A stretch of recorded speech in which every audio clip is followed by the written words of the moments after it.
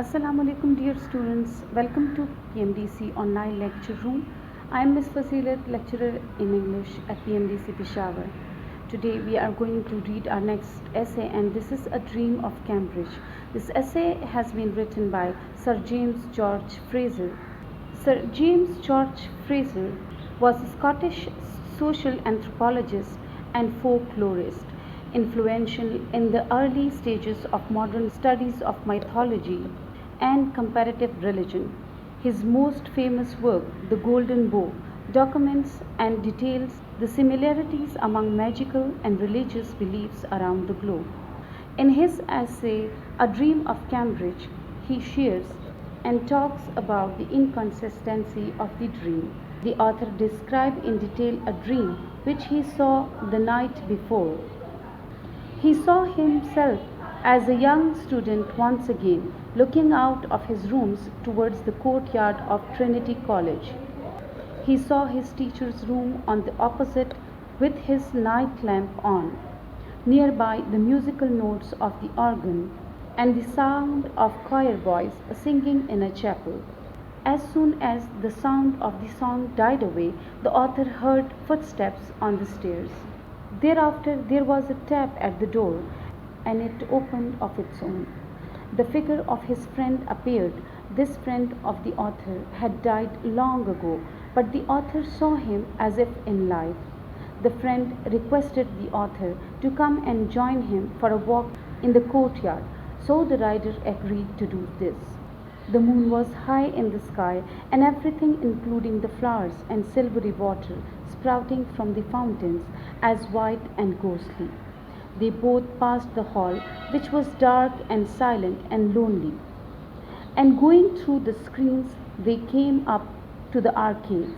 These were dark on one side and moonlit on the other, except where the shadow of the pillars were across the yard. These shadows were like the thick black bars on a pavement. We walked on these pavements, talking with each other about the beautiful world, the beauties of nature, and the old days of the world. Then, leaving these arcades, they entered the archway, where the moonlight passed through in crisscross and uneven light and dark spots. The bridge on the river was the place where the two friends stopped for a little while.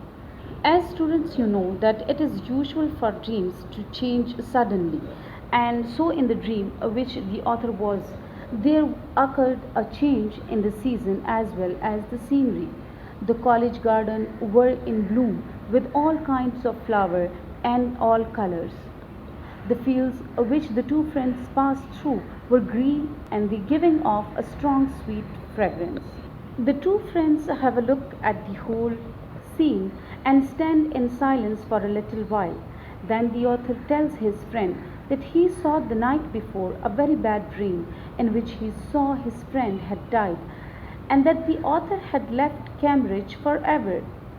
But his friend assured the author that this was only a dream and couldn't be true, as he was standing alive next to him, and that they would be reaching Cambridge very soon.